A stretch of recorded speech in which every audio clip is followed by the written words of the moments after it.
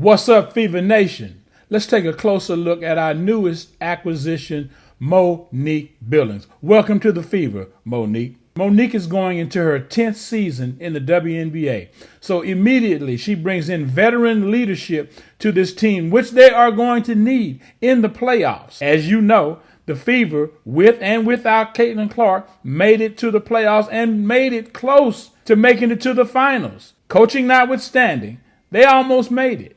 So Monique is coming into a unique and great situation.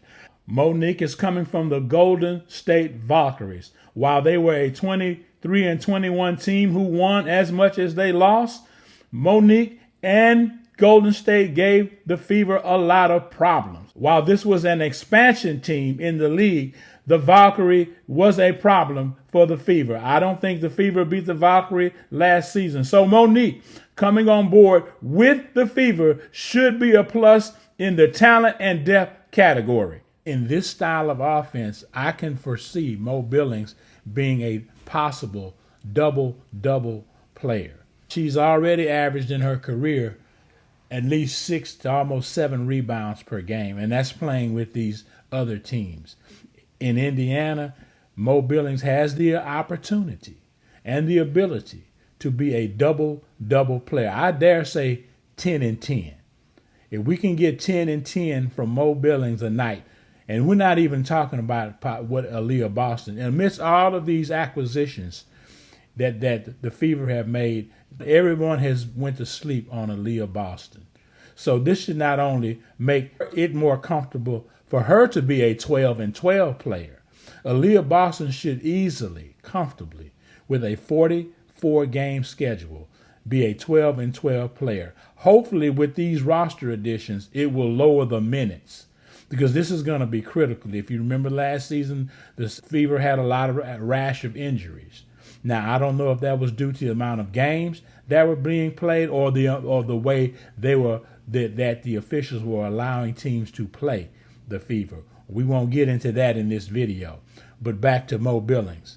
Now, looking at her stats, she is phenomenal from under the arc. I dare say she's hitting over 50% from under the arc. As we stated earlier, she does not shoot the three, which is a clear understanding of her role with this team. She's going to be an inside presence. I've heard other content creators mention that she may play the 4 and Boston will play the 5. I think at 6'4", they could possibly be interchangeable depending on the play and the set of the offense that they're in. But she definitely gives the team a lot of rebounding ability. The Fever should be a better rebounding team with Mo Billings and Aaliyah Boston on the floor at the same time. And here is something else to consider with the Mo Billings acquisition. High basketball IQ. Very favorable in a Caitlinclark run offense. The people on the floor that's going to be around Caitlinclark must have a high basketball IQ. With Caitlin running the offense, seeing plays before they develop, people moving into positions on the floor, open spaces on the floor so they can receive passes from Caitlinclark and score and finish. If you remember Caitlinclark's rookie year, there were plays that she created on the offense with her basketball ability, her passing ability, that players received the pass but did not finish the play. And we're talking layups, ladies and gentlemen. Layups. One of the most fundamental plays in basketball. In this style of offense, you have to be able to finish at the rim when you're getting the pass 2 steps from the basket.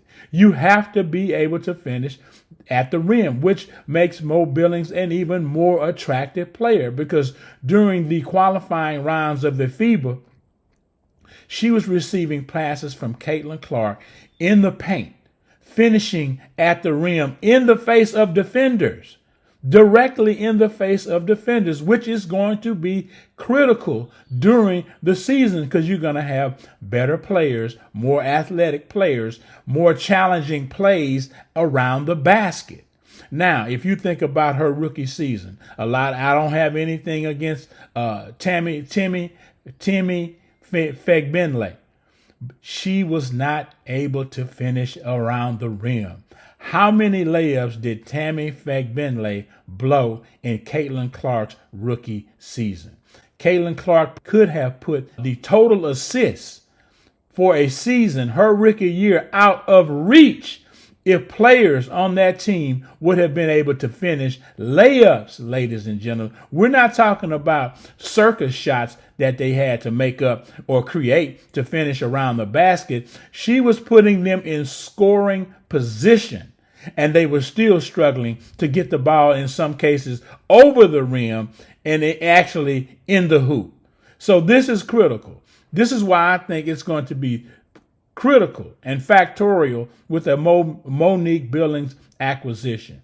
Monique can finish around the basket. She has demonstrated that throughout her career, and she will do that consistently in this offense with the Indiana Fever. So I would like at this time to give flowers to the Indiana Fever front office. Kelly Crosskop, Amber Cox, great job. Do not take your foot off the gas. Keep focusing and doing things like this to help build this roster. Depth is going to be key this season. Quality depth is going to be key this season. There should not be a considerable drop-off when you go to the bench, when White goes to the bench and takes a player off the bench to come in for someone else. There should not be a considerable drop-off.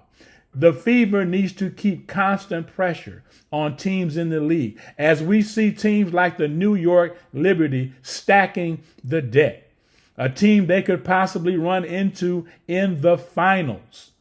These are factors that the front office must take into consideration when considering acquisitions before the season, in the draft, and during the season should adversity strike. Thank you, Kelly Crosskop and Amber Cox, for the job that you have done so far. Do not sit on your laurels. Do not get comfortable. It is going to be critical for you all to stay focused, stay determined, and stay driven in building this roster to a team the fans, the fan base, Fever Nation can be proud of. Like, share, comment, and subscribe. Until we meet again, I'm out.